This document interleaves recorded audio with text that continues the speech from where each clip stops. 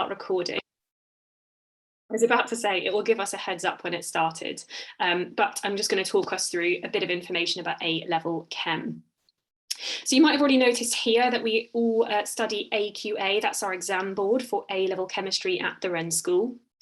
Just an important thing to consider before we get going is why you've chosen this A-level. What do you want from it? What do you understand of it already? Is it that you just loved GCSE chemistry? Is it that you're looking for further study, so maybe something university? Is it that you are just interested actually in A-level chemistry? So it's just something to bear in mind as we go through this and have at the back of your head. Okay, so that leads me on to some of the reasons why our current chemists came into this. Oh, more people joining us. Let me just get them in. Cool. There we go. Hopefully that has worked. Cool. So a couple of updates, as I said, from our current Year 12 chemists as to why they decided to do A-level chemistry, as well as my own, as well as talking to Mr. Chattock, who also helps to lead this course. Just some reasons as to what we think we get from A-level chemistry and things that we want to achieve through studying A-level chemistry. I'm not going to read all of this to you, but you can see that there's a massive number of skills that we develop throughout the 2-year course. It is a 2-year course. We study the A2. We don't sit AS exams, just as a side note, but more on that in a second. As well as that, not only do we have these massive number of skills that we're developing, there's also a huge number of career opportunities as well. Oh, more people coming in. Sorry, folks, that I now keep pausing. Cool. A few more of us.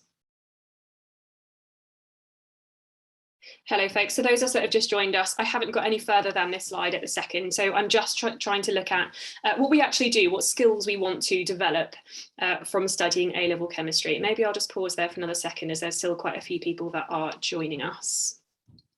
Cool. Hello to those new folks that are now in the lobby and now with us.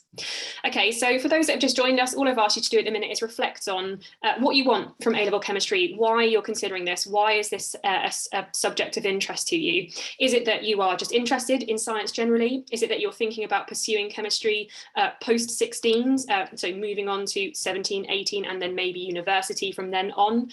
Is it just that you want to develop some skills? So all of these things we're going to be looking at over the course of 2 years. Lots of numeracy in there. There's a huge amount of calculation work and math work. So I imagine that there'll be people in the lobby that are also considering maths and or physics as well.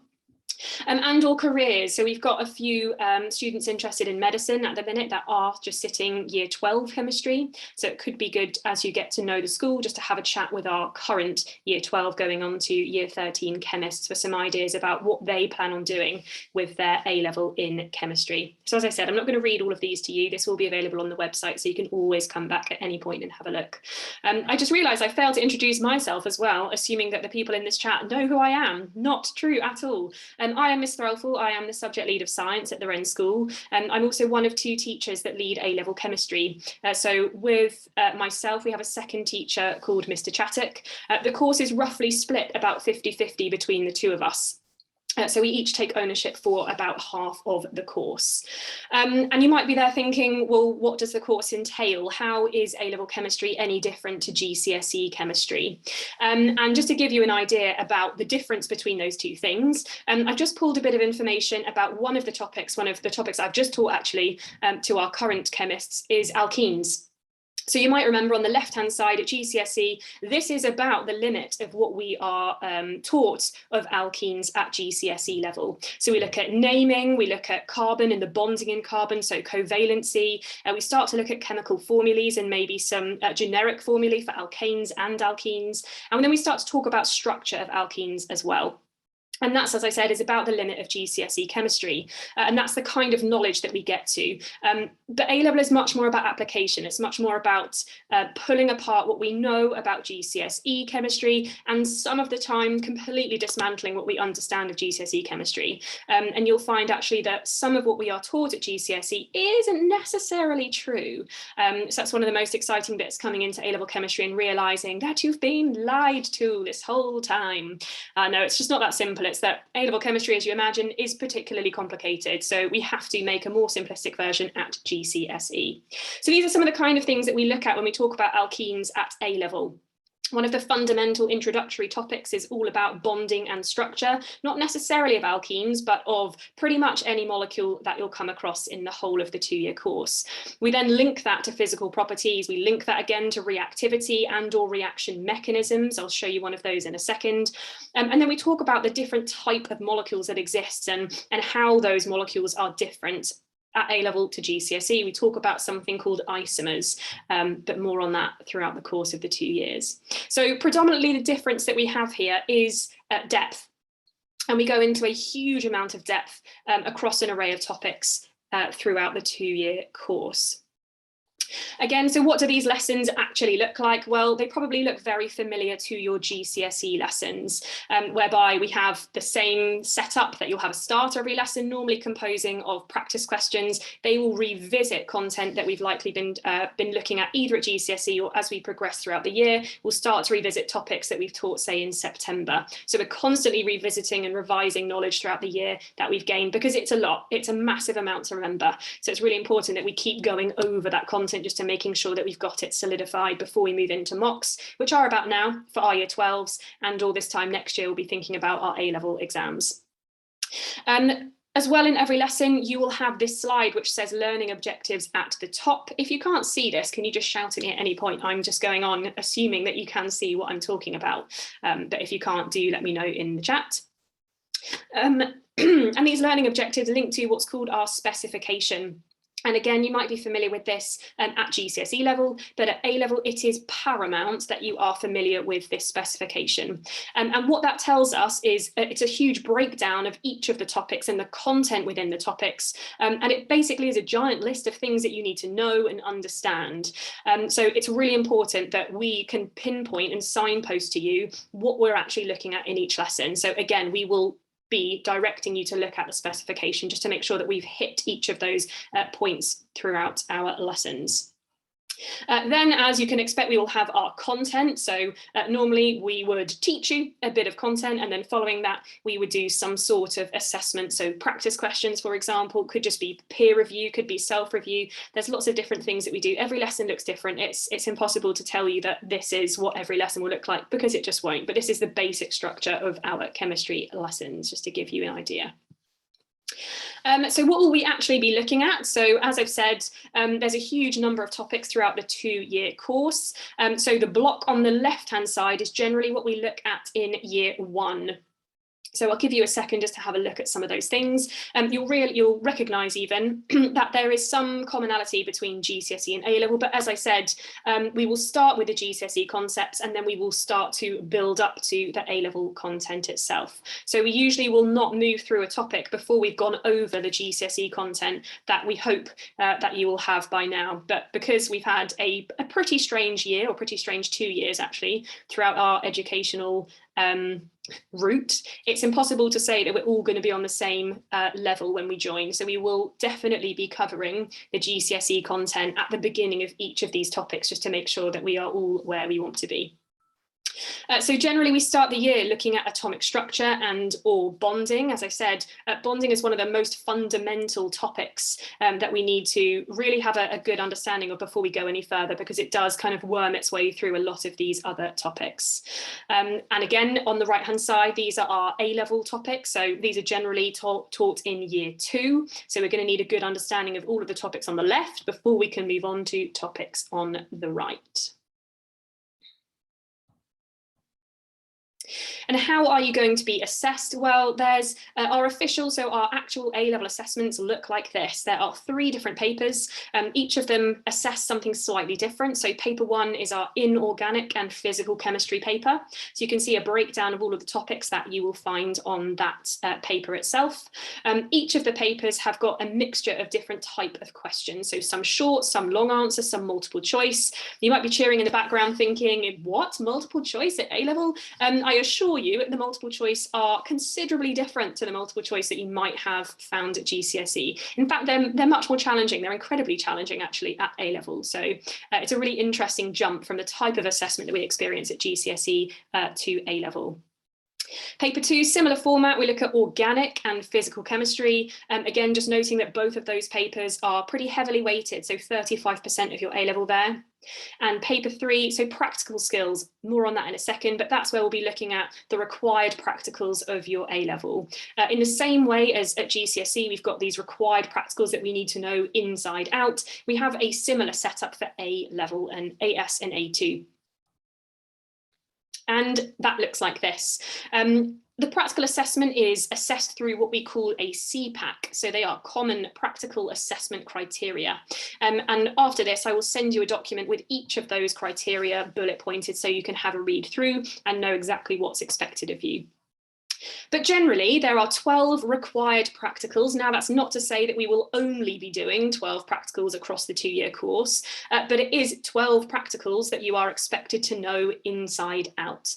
Okay, and things you can be assessed on, I'm sure you can guess these as well, just thinking about how you are assessed practically at GCSE level.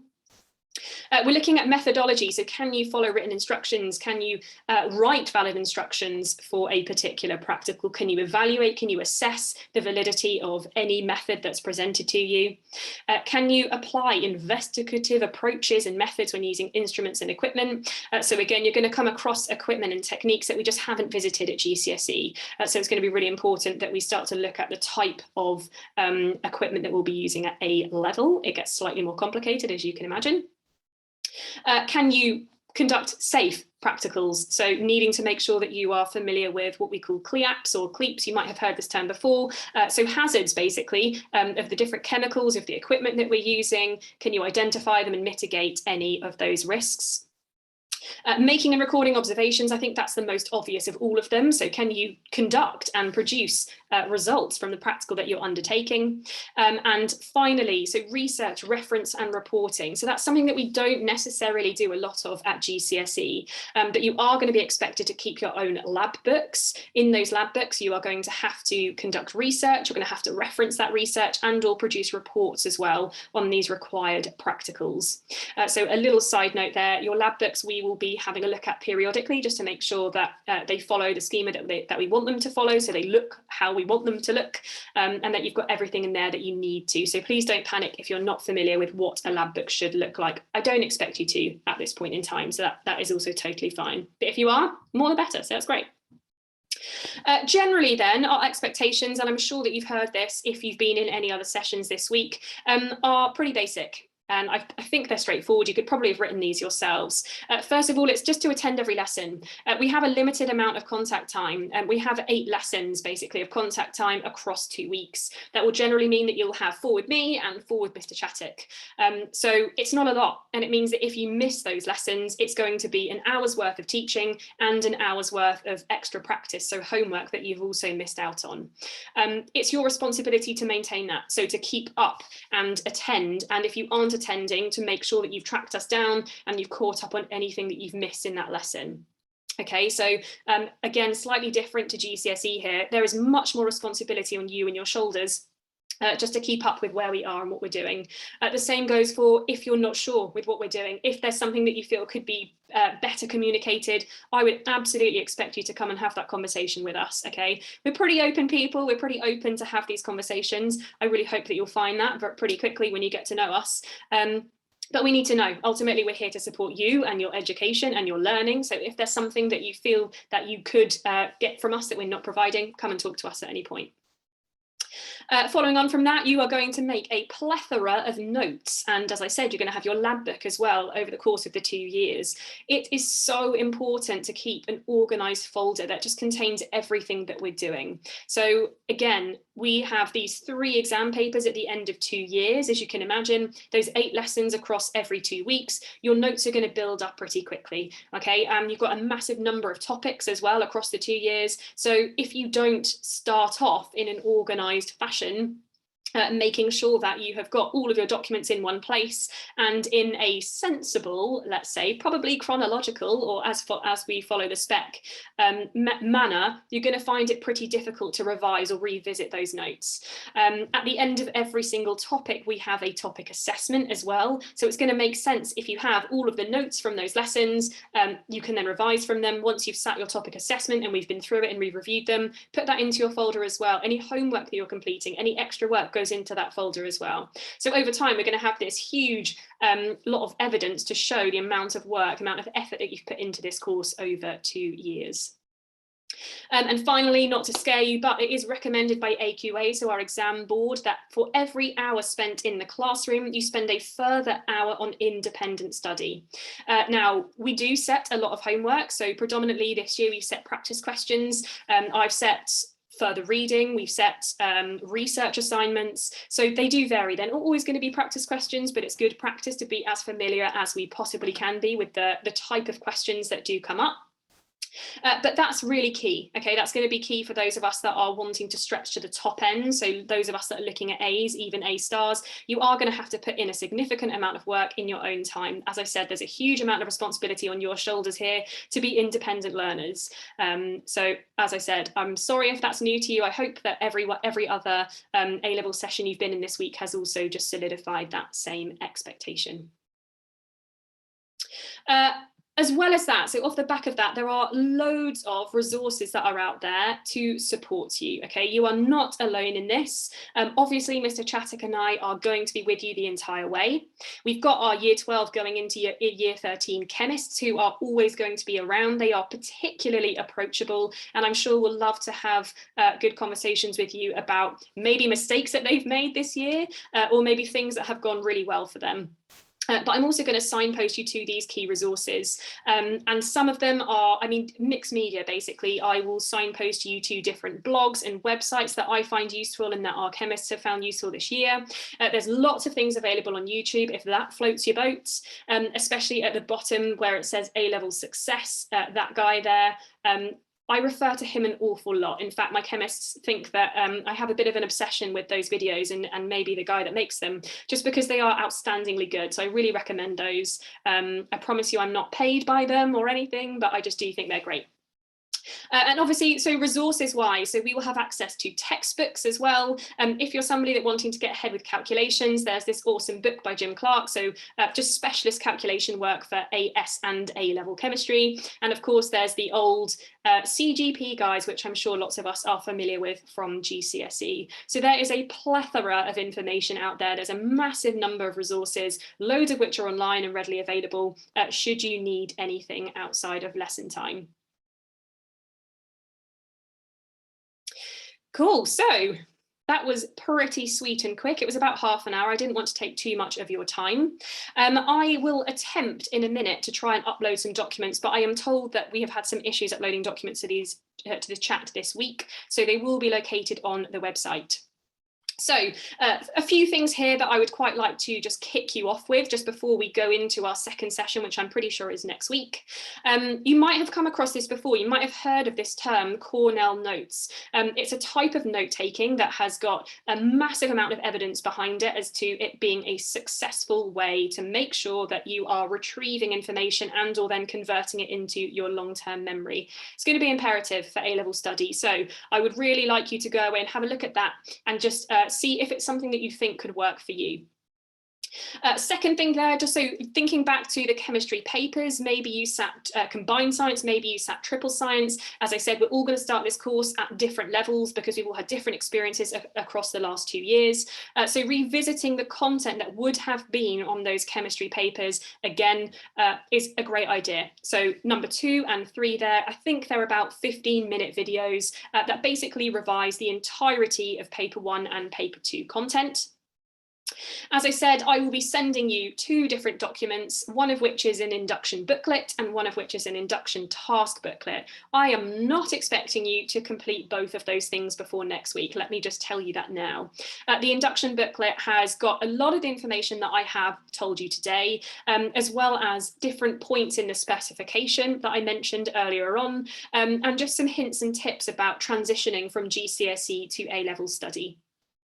And the induction task booklet itself is practice questions, is just key bits of information that we really need to know going into A-level chemistry. So you could start to have a look through both of those documents. As I said, I am not expecting anybody to complete both of those things before the next session, but it would be really good if you can start to have a flick through them.